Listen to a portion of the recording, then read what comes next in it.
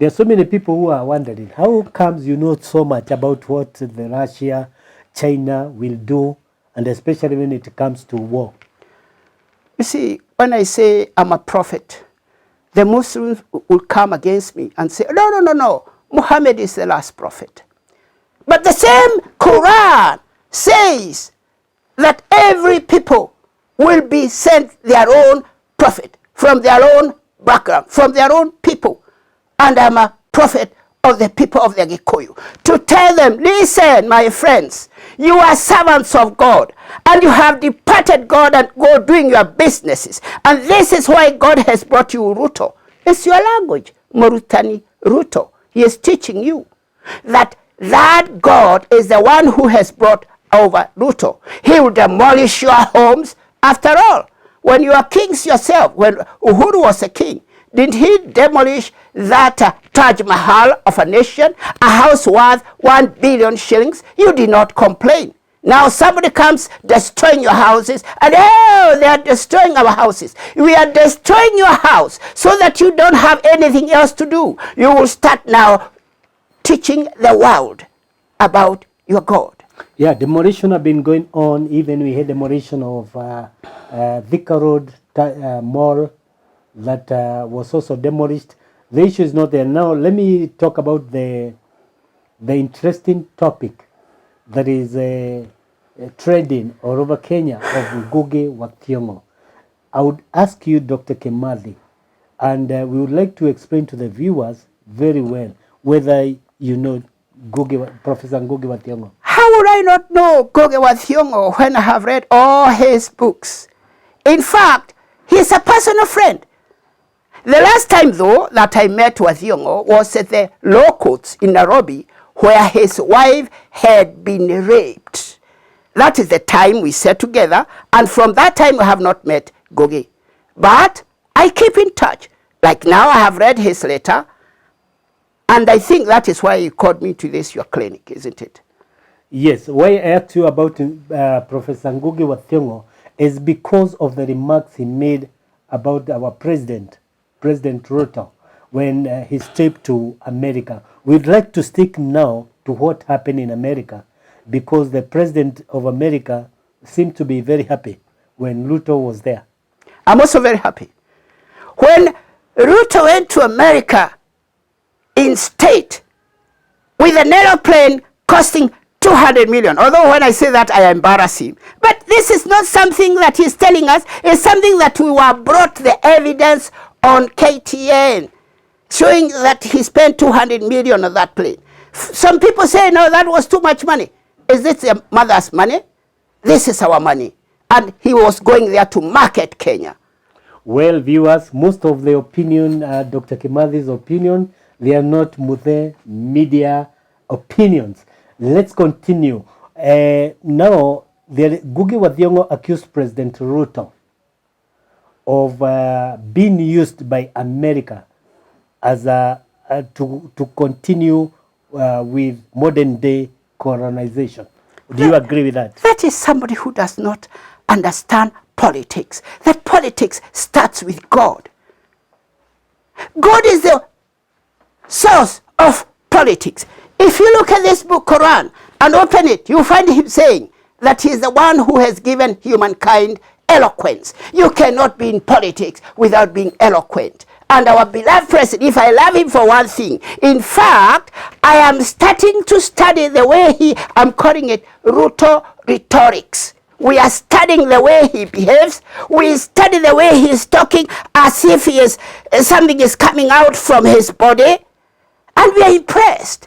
And that is why he was called. Because, remember, he threatened actually America with his tongue when he said that we stop using the dollar. They were scared. So they want to take him on his side so that they can whisper to him, please be soft on us. Do not let people to stop using our dollar, because you will have destroyed us.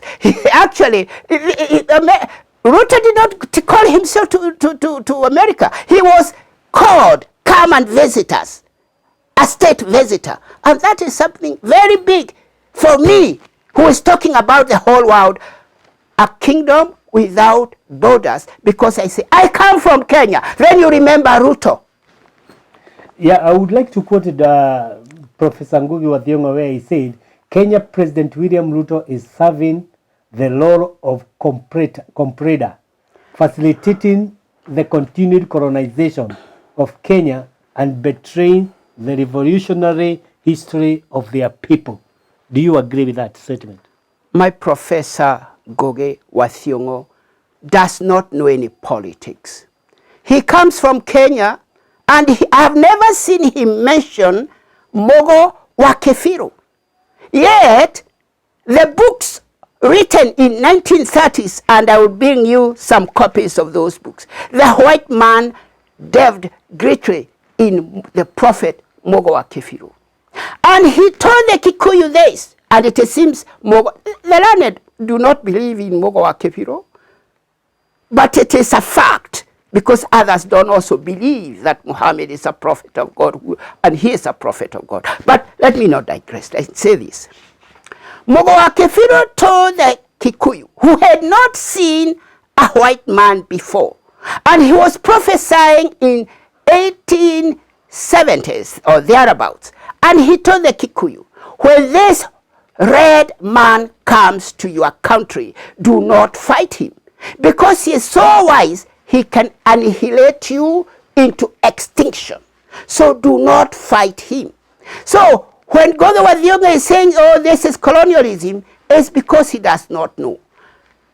When your enemy is stronger than you, you throw away your weapon and surrender to him, unless you want him to sever your head with the rest of your body and finish you. America is known to be destabilizing other countries.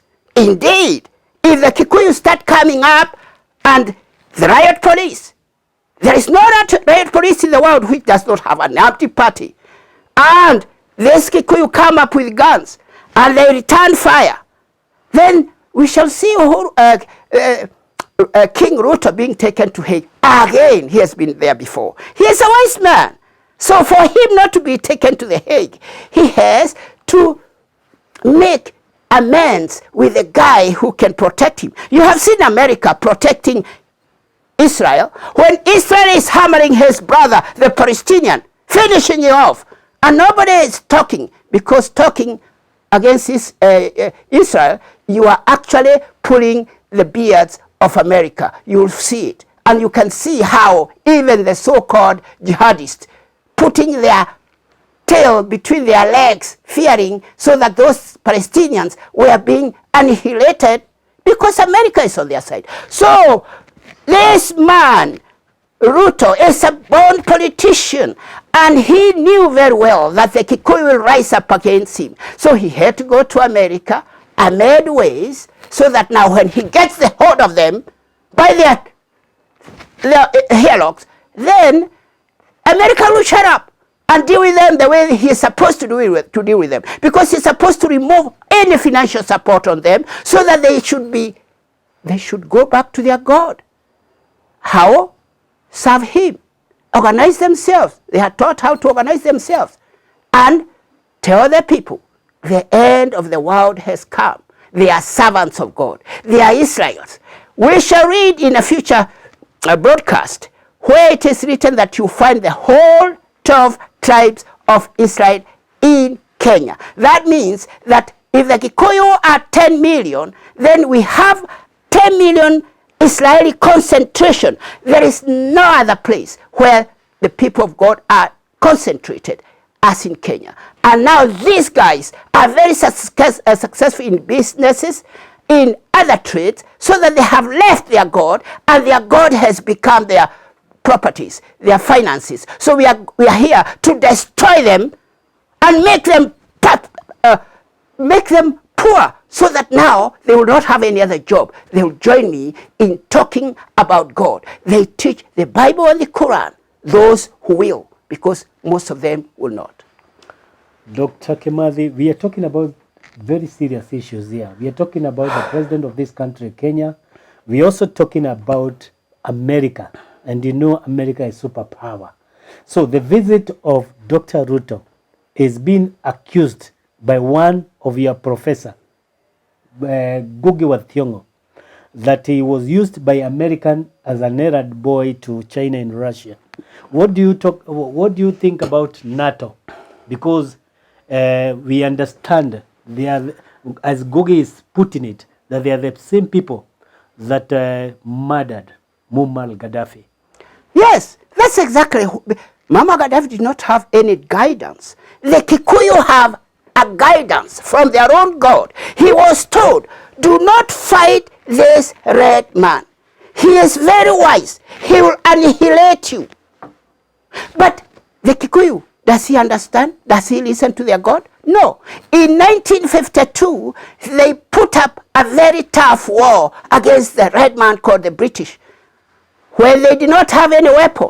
If it was not for God who came and helped them, and where a lot of British people were killed by people who had only one gun, is where we have built the 8-doored hut, the 8-doored tigre, as a remembrance.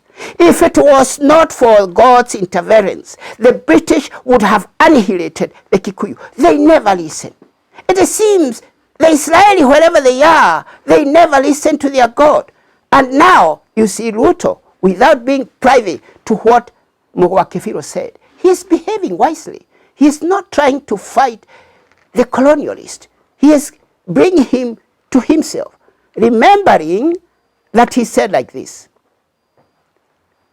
these people are very wise, but their wisdom will strike. 7 minutes left. Okay. We'll do that for it. 7 minutes. Yeah. Their wisdom, the wisdom of the white man, we strike. Since we don't Let me finish this. We strike a rock. And that wisdom is going to strike the rock because they have created with their wisdom the nuclear bomb. And with the nuclear bomb, they are not only annihilating themselves out of this planet, but they are making the other people also get wiped out, except the people who will be in Kenya. That is why it's called in Kikuyu Zayuni, which means Sayuni. It means the place of peace, Kenya. That's why we are calling the people to come, to shield themselves from the nuclear bomb. These bombs you are making, Iran demonstrated that they are useless against 1 million firepower, nuclear, going to the same place. You'll be annihilated. Come to Kenya. Bring your money now that it is valuable. We buy you land there. It's very cheap. Otherwise, when the first nuclear bomb strikes, your money, paper, will be worse than toilet paper. It will not buy anything.